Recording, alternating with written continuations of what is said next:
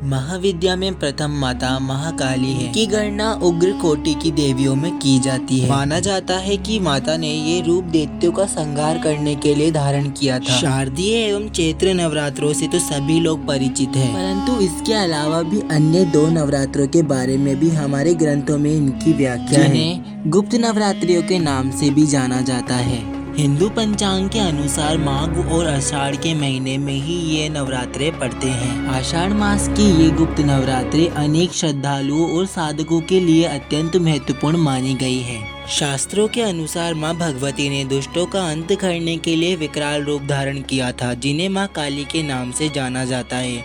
इनकी आराधना से मनुष्य के सभी भय दूर हो जाते हैं। माँ भगवती का वह अंश भगवान शिव के शरीर में प्रवेश कर उनके कंठ में स्थित विष से अपना आकार धारण करने लगा।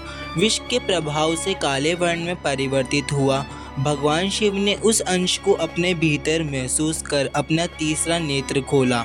उनके नेत्र द्वारा भयंकर विकराल रूपी काले वर्ण वाली माँ काली उत्पन्न हुई। आइए जानते हैं माँ काली की उत्पत्ति के बारे में। कथा के अनुसार एक समय योगेश्वर भगवान शिव ने महादेवी को प्रसन्न करने के लिए कठिन तपस्या की और उनसे अपनी धर्मपत्नी होने का वरदान प्राप्त किया। इसके बाद भगवान ब्रह्मा को यह अनुभव हुआ कि शीघ्र ही महादेवी वरदान के अनुसार स्वयं प्रकट होंगी। इसलिए उन्होंने अपने प्रिय पुत्रों में से एक दक्ष को तपस्या करने का आदेश दिया, ताकि दक्ष महादेवी को अपनी पुत्री के रूप में प्राप्त कर उनका विवाह भगवान शिव से करा सके। इसके पश्चात दक्ष ने कठोर तपस्या की। उसके बाद आदिशक्ति प्रकट हुई। आदिशक्ति ने ब्रह्मा जी के पुत्र दक्ष से मनोवांछित फल मांगने के लिए कहा। दक्ष ने कहा, हे माँ, मेरी ये मनोकामना है कि आप मेरी पुत्री के रूप में जन्म ले। लेकिन देवी ने यह भी स्मरण कराते हुए कहा कि यदि दक्ष के पुण्यों का क्षय हो गया अथवा उन्होंने किसी भी प्रकार से महादेवी की उपेक्षा अथवा अपमान किया तो वे तत्क्षण ही उनका परित्याग कर देंगी। आदिशक्ति खुद स्वयं धरती पर सती के रूप में दक्ष की पुत्री बनकर आई। सती और शिव के विवाह के पश्चात कुछ समय बाद दक्ष प्रजापति ने यज्ञ का आयोजन कराया, जिसमें उसने शिव जी को निमंत्रण नहीं भेजा। जिस समय भगवान शिव ने देखा कि सती उनके पिता की अस्वीकृति होते हुए भी उनके यज्ञ में सम्मिलित होने के लिए हट कर रही है, तो शिव जी क्रोधित हो उठे और गर्जना करते हुए बोले, मुझे ज्ञात है कि तुम मेरे आदेशों के बंधन में नहीं बंधी हो, अतः जो मन में हो वो करो। तुम मेरी सहमति की प्रतीक्षा क्यों कर रही हो?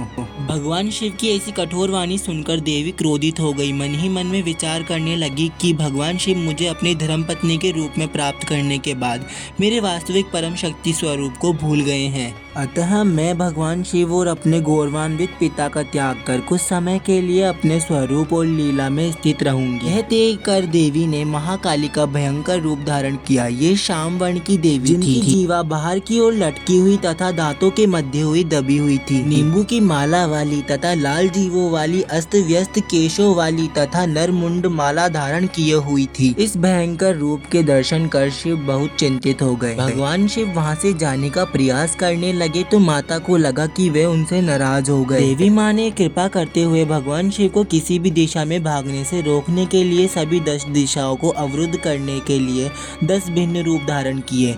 देवी भगवती के प्रत्येक रूप ने एक एक दिशा को अवरुद्ध कर दिया। भगवान शिव जिस दिशा में जाने का प्रयास करते उसी दिशा में देवी भयंकर रूप में उपस्थित होती थी। अंततः निकलने का कोई मार्ग न मिलने पर भगवान शिव ने अपने नेत्र ही बंद कर लिए। बाद में भगवान शिव ने जैसे ही नेत्र खोला तो सामने माता अपने विकराल रूप में खड़ी हुई थी। तो ये थी 10 महाविद्या की प्रथम महाविद्या माँ काली। तो फिर लिख दो आप भी कमेंट में जय माँ काली।